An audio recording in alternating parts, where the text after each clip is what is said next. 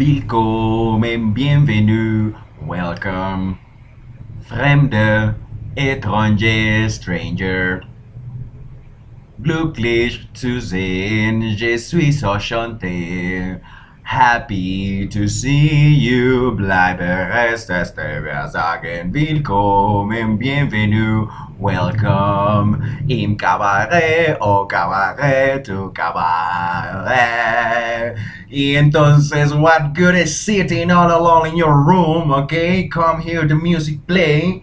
Bienvenidos a este episodio tan especial que vamos a hacer el día de hoy. Estamos acá, pero on fire, les quiero decir, porque ayer nos graduamos, señoras y señores. Ayer fue la graduación de, bueno, pues de el presentador de este programa que se llama Traductología, el único podcast colombiano sobre qué teoría y sobre práctica de traducción. Háganme el favor, hay gente que no sabe que hay todo un campo de estudio que se llama la traductología. Entonces hay gente que se pone a escribir increíble, hay gente que se pone increíblemente a escribir sobre teoría y sobre práctica de traducción. Y llevamos como 60 años intentando consolidar una tal ciencia, tal cosa que se llame la ciencia de la traducción, que se llama la traductología, y en alemán eso se dicen Übersetzungswissenschaften, y en francés se dicen les études de traducción, ¿ok? Entonces por esa vía, en español decimos también los estudios de traducción, les études de traducción, und so weiter und so fort. La traductología es el nombre de este podcast, el único podcast colombiano sobre teoría y práctica de traducción. Así que, como hay cualquier cantidad de ideas incorrectas sobre qué es la traducción y qué no es la traducción, vamos a empezar a leer a los autores, a los textos, a los comentarios. Muy importante que ayer nos hayamos graduado, porque no es que nosotros hicimos una tesis y esa tesis básicamente fue hacer unas traducciones. Y eso fue la serie de Jano, fue Jano el Bifronte, los 4 episodios que se hicieron sobre eso. Así que eso lo pueden ir a revivir allá, está todo ahí en el podcast para que vayan y lo escuchen, para que escuchen ideas sobre palabras en alemán, cosas que de pronto resulten desconocidas para ustedes, que eso ya lo sabe uno todo. Pues bueno, vamos a ver si ya lo sabe uno todo. Vamos a hablar de una academia acá en Bogotá que se llama Berlitz, papá. Berlitz, ¿ok? Ellos tienen una cosa que se llama el Communicative Approach, se llama así, un método de enseñanza, una forma de enseñar el inglés que concibió el Instituto Berlitz. Y efectivamente esos espacios de habla inglesa, particularmente los espacios de habla inglesa estadounidenses de Estados Unidos, son ellos los que conciben tal cosa como el enfoque comunicativo. Eso se llama en alemán Kommunikativer Ansatz. Pero entonces no podemos extrapolar el enfoque comunicativo de los espacios anglosajones, de los espacios de la anglósfera, a los espacios de la germanósfera. ¿Qué tiene que ver el espacio de la germanósfera con el comunicativa ansatz, con el communicative approach de los gringos, de los americanos? ¿Qué tiene que ver uno de profesor de alemán con el enfoque comunicativo de la gente de Berlitz, de la gente que enseña inglés, de la gente que enseña por allá para expresiones americanas? Que tenemos nosotros que ver con el enfoque comunicativo de ellos como profesores de alemán? Es una pregunta justa que la podemos lanzar al aire. ¿Qué tenemos que ver nosotros con el enfoque comunicativo de ellos? Eso lo que quiere decir es que la clase de alemán no ocurre solo en alemán. Eso es lo que quiere decir eso en términos prácticos. La clase de alemán tiene que también ocurrir en cierta medida en la lengua, no necesariamente en la lengua materna, pero en una lengua alternativa que entienda al estudiante, donde nos vamos a asegurar que está entendiendo lo que le estamos explicando. O sea, usted le va a explicar gramática a un A1 de alemán y le va a responder en alemán que está entendiendo. No, el man quiere reflexionar en español. Ah, esto se llama el perfect. Esto se pone acá, lo hago así. 1, 2, 3.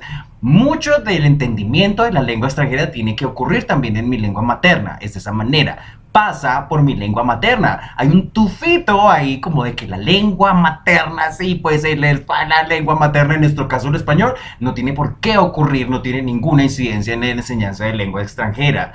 Y eso es una idea equivocada. Y eso es una idea equivocada tomada de el que les acabo de decir que, ¿cómo se llama eso? El communicative approach, ¿ok? Se llama el enfoque comunicativo, la idea de que uno solo habla en lengua extranjera en la clase. Así, no, eso no ocurre, eso quisiéramos que la lengua, quisiéramos que la clase de lengua extranjera solo ocurra en la lengua extranjera. Nos gustaría mucho eso. Nos gustaría mucho que una clase de alemán se diera solo el alemán y una de inglés solo el inglés y una de francés solo el francés. Muy equivocados están los que piensan así. Eso es el enfoque comunicativo, es Berlín, son los americanos, los gringos. Si uno es profesor de alemán, ¿uno qué tiene que ver con eso? Dejamos ahí la pregunta. Vamos a leer a Bolaños, porque Bolaños, aquí le hemos dicho a Bolaños que es del sensei, ¿ok? Sensei es una palabra en japonés que significa maestro.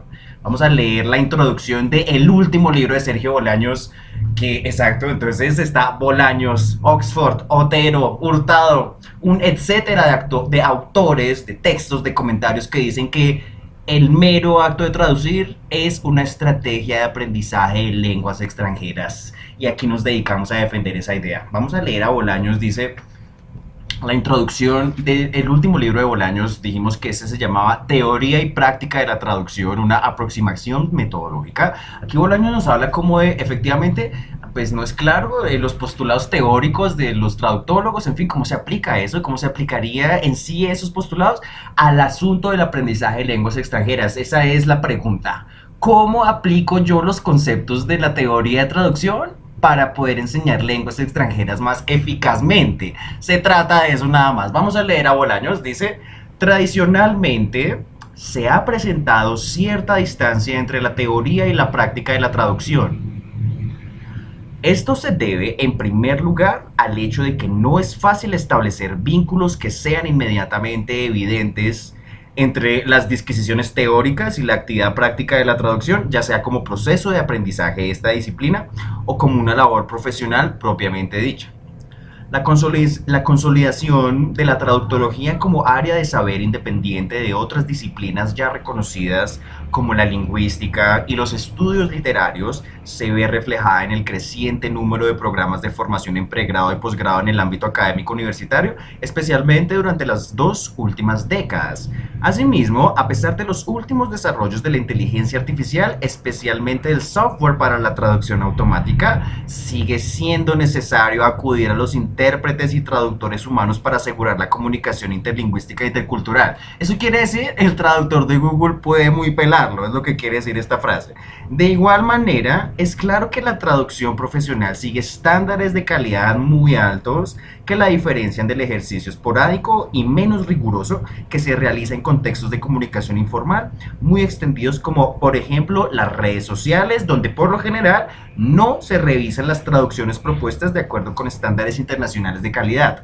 Por otra parte, igual que sucede en otras disciplinas de las ciencias humanas y sociales, tampoco en la traductología existe un tránsito expedito y directo entre los postulados teóricos y su aplicación en las diferentes facetas de la actividad traductora. Por ejemplo, la enseñanza de la traducción y la interpretación, la crítica de la traducción, las ayudas informáticas para el ejercicio de la traducción, etc. Es necesario acudir a una fase intermedia de adaptación pedagógica de dichos postulados, así como reconocer que de la misma práctica traductora surgen propuestas que inciden de manera positiva en un mejor resultado del ejercicio de la actividad. Este inconveniente de la aplicabilidad de la teoría también puede deberse a 2 factores. En primer lugar, el grado de abstracción de lo que se discute teóricamente a veces es tan elevado que no tiene un correlato cercano con la actividad práctica. En segundo lugar, es posible que en algunos casos el teórico de la traducción no ejerza ni haya ejercido nunca la profesión de traductor. Esto profundiza la distancia entre el deber ser y el ser de la traducción, es decir, entre lo que se cree que debería ser y lo que realmente es la traducción en la práctica profesional. Es que hay gente que ya sabe qué es la traducción en la práctica profesional y te lo van a decir, así, te van a decir qué es la traducción en la práctica profesional, si te van a enseñar qué es eso, te van a decir.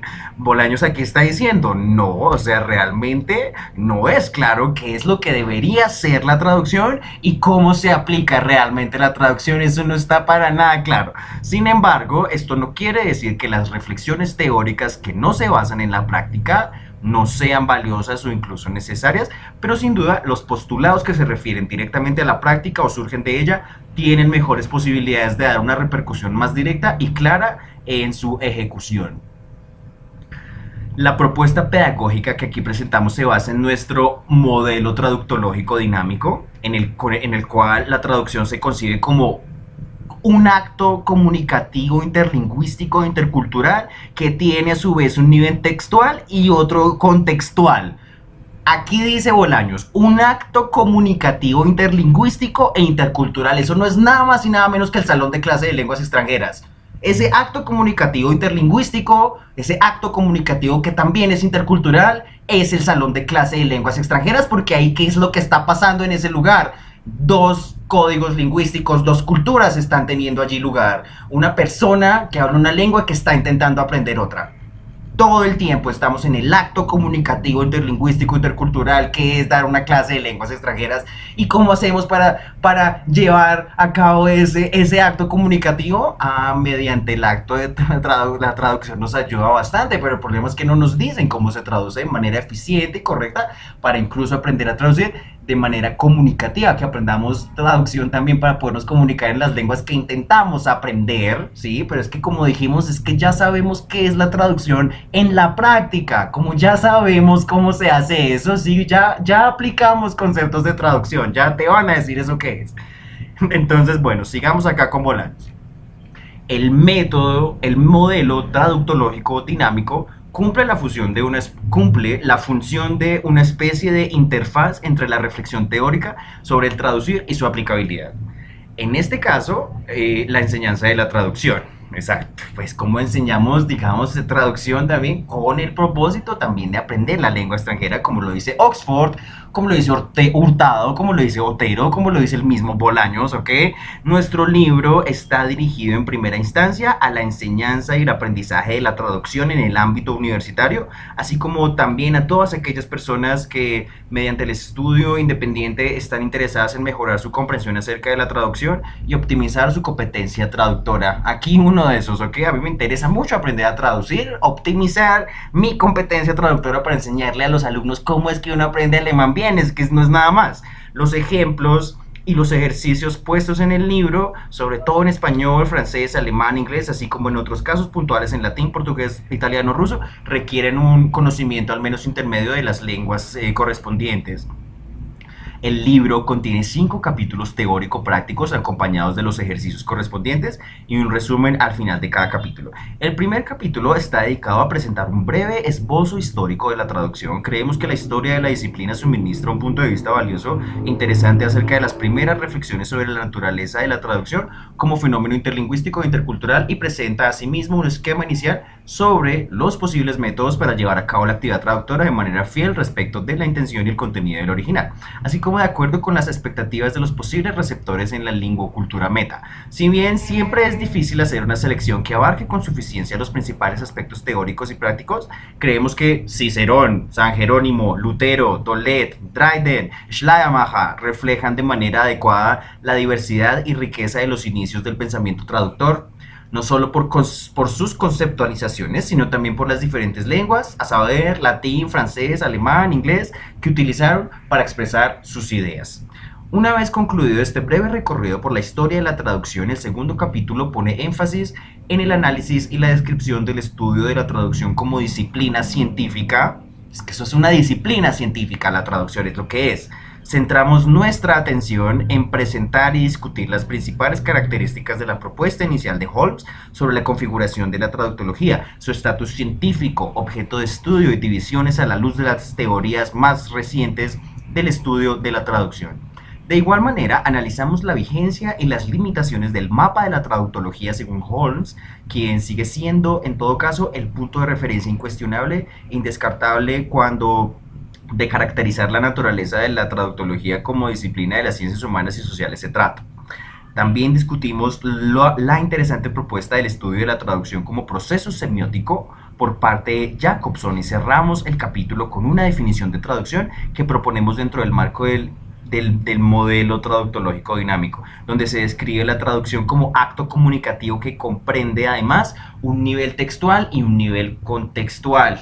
Nivel textual quiere decir que uno todo el tiempo está trabajando con texto en la clase de lenguas extranjeras, todo el tiempo está uno con un texto ahí que está en lengua extranjera y la lengua materna no tiene ninguna incidencia. Profesores de alemán, El tercer capítulo se centra en desarrollar una propuesta que nos permite hacer el tránsito de la teoría a la práctica en la traducción. Partimos de la concepción del aprendizaje centrado en el estudiante y caracterizamos la competencia traductora, así como el bilingüismo y la biculturalidad del traductor. Eso quiere decir, primero, una persona que traduce hace qué exactamente. Muy importante esa pregunta. ¿Qué hacemos al traducir en sí como tal? O sea, ya me van a explicar eso. Explíqueme, traducir, usted traduce es hacer qué. ¿Qué hace usted cuando está traduciendo? Dígame.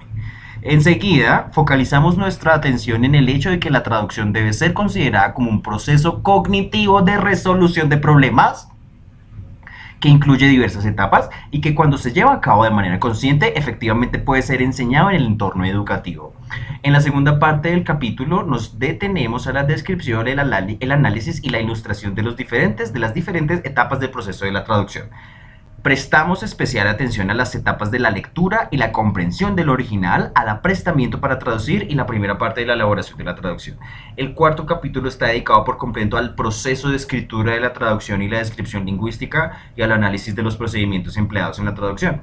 En cuanto a los procedimientos de traducción, hemos tomado la propuesta inicial de Vinay d'Albernay y la hemos modificado y ampliado en los casos que ha sido necesario y pertinente. Además, hemos ilustrado de manera detallada, con la terminología técnica correspondiente, en qué consiste la aplicación de dichos procedimientos de traducción a textos completos y no, como es habitual, a oraciones o frases aisladas. Oraciones o frases o palabras aisladas. Sí, no, es que perro junto, que uno no hace, pero eso es una tontería de ejemplo, eso. Este enfoque permite comprender la diversidad de inconvenientes que puede seguir en la elaboración de la traducción, así como las alternativas de procedimientos de solución dentro de lo que denominamos el rango de equivalencia traductora.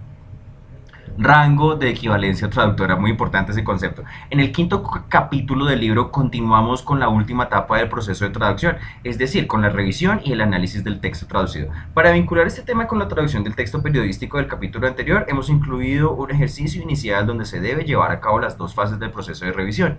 La primera tiene que ver con la lectura y el análisis del texto traducido independientemente del original, con el fin de verificar la coherencia y la legibilidad, así como la corrección gramatical, la puntuación y el estilo funcional en general de acuerdo con el tipo de texto. En la segunda fase de revisión, el texto traducido se contrasta con el original para determinar posibles errores de traducción, omisiones o adiciones innecesarias, cambios de significado, etc. Luego incluimos un texto literario, El coronel no tiene quien le escriba, con diversas traducciones. Describimos lo que hemos denominado el perfil del texto original en español, es decir, el acto comunicativo que incluye autor, emisor, receptor, potencial y traductor, así como el nivel textual, función comunicativa, tema central y recursos estilísticos, y el nivel contextual, particularidades culturales. Cerramos el capítulo con la revisión y el contraste detallado de las traducciones del texto al francés, alemán, inglés, según la secuencia de escenas, imágenes y diálogos. Bueno, esto fue lo que leímos para hacer la tesis. Básicamente yo hice muchas citas de Bolaños, de este texto de Bolaños, en mi documento de tesis, en lo que fue las traducciones de Jano, el Bifront y todo eso. Entonces, pues bueno, muy bien. Entonces imagínense que no podemos pensar que la traducción, que el hecho de encontrar correspondencias en nuestra lengua materna, o ya dijimos, no necesariamente en la lengua materna, sino en una lengua que entendamos, ¿sí?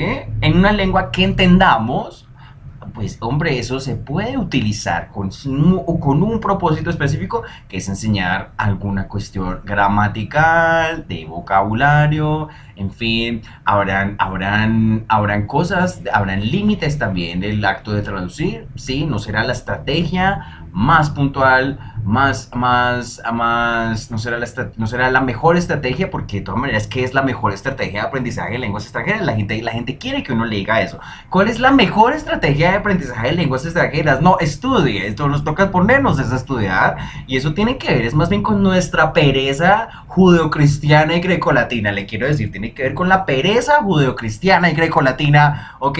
Que no, ninguna inteligencia artificial nos va a quitar la pereza. Es así de simple, ninguna inteligencia artificial nos va a quitar la pereza, así que ni siquiera el traductor de Google, ¿ok?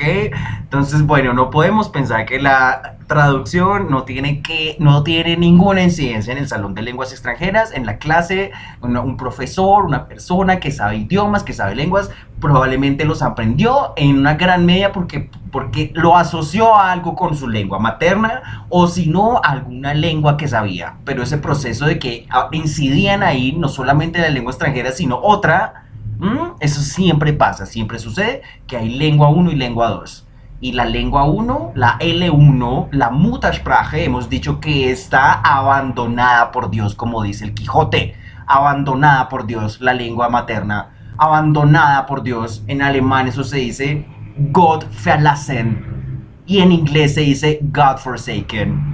The God-forsaken mother tongue, ¿ok? La lengua materna olvidada por Dios, como si no tuviera ninguna incidencia el hecho de que ya hablamos una lengua antes de la otra lengua que estamos intentando aprender.